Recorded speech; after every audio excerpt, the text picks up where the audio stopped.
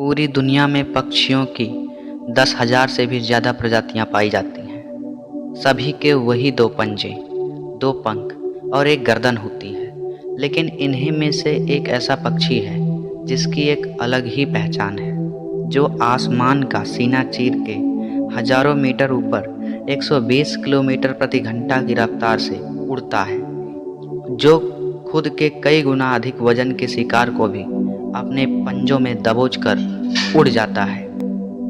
और इसलिए उसे पक्षियों का राजा कहा जाता है, जिसे हम बाज के नाम से जानते हैं। और एक बाज इतना ऊंचा मुकाम हासिल करता है अपनी ट्रेनिंग और अपनी पुनर्जन्म की वजह से। अगर आप भी इस दुनिया में एक मुकाम हासिल करना चाहते हैं, तो एक बाज को बाज बनने का पूरा सफ़र आपको जानना बहुत ज़रूरी है, क्योंकि 25 से 30 की उम्र तक आने के बाद भी लोगों को रिस्क लेने से डर लगता है। लेकिन एक बाज के जीवन की शुरुआत ही रिस्क से होती है। जिस उम्र में बाकी पक्षियों के बच्चे ची ची करना सीखते हैं, उस उम्र में एक मादा बाज अपने बच्चों को पंजों में दबोचकर हजारों मीटर आसमान की ऊंचाइयों में उड़ जाती है, उसे ये बताने के लिए कि तेरा जन्म आसमान का सीना चीर के सबसे ऊपर उड़ने के लिए हुआ है, लेकिन जन्म पक्षियों का बादशाह बनने के लिए भी हुआ है।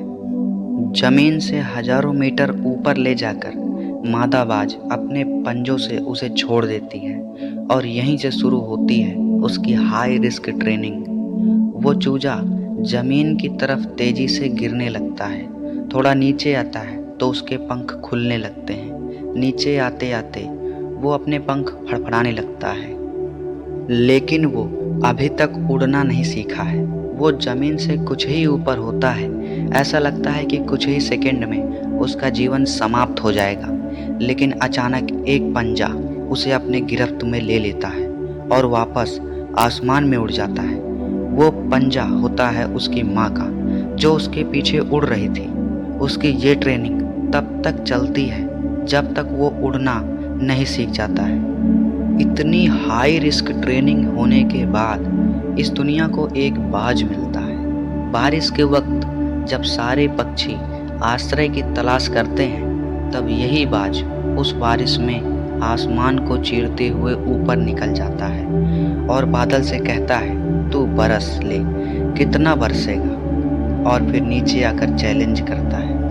अब उस बाज के पास सिर्फ 3 रास्ते होते हैं। पहला, वो अपनी शरीर त्याग कर सकता है। दूसरा, गिद्ध की तरह छोड़े हुए भोजन पर निर्भर हो जाए। और तीसरा, सबसे कठिन और पीड़ादायक रास्ता, अपने आप को पुनः स्थापित कर फिर से आसमान का सीना चीरकर उड़ने का। और वो तीसरा रास्ते को चुनता है। अपने पास की सबसे ऊंची चोटी पर पहुंच जाता है, वहां पर अपना घोंसला बनाता है और फिर शुरू होती है परेशानियों को जड़ से उखाड़कर आसमान में उड़ने का सफर। वह अपनी चोंच को एक चट्टान पर मार मार कर तोड़ देता है, लहूलुहान हो जाता है और इंतजार करता है नई चोंच आने का। उसके बाद अपनी नई चोंच से अपने पंजों को काट देता है और फिर इंतजार करता है नए पंजों के उग आने का। उसके बाद वह अपने एक एक पंख को अपने शरीर से अलग करता है और फिर इंतजार करता है नए पंख उग आने का। और इस प्रक्रिया में उसे समय लगता है पूरे 5 महीने का।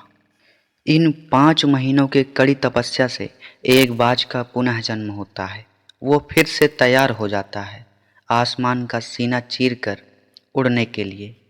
जो 3 रास्ते बाज के पास थे, वही 3 रास्ते आपके पास होते हैं।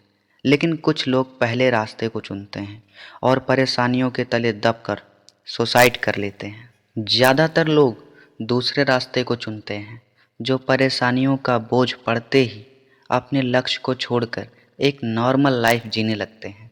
और कुछ वो लोग भी होते हैं जो इस परेशानियों को लात मारकर अपनी मेहनत के दम पर बाज की तरह आसमान की बुलंदियों को छूते हैं। दोस्तों, बाज की यह ट्रेनिंग हमें बहुत बड़ी सीख देती है। अगर रिस्क लेना पड़े तो लो, कि अपने फील्ड में अपने आप को इतना ट्रेंड कर लो कि उस फील्ड में आपसे ऊपर उड़ने के बारे में सोचकर लोगों के पसीने छूट जाएं, तभी आप अपनी फील्ड के बादशाह कहलाओगे। जय हिंद।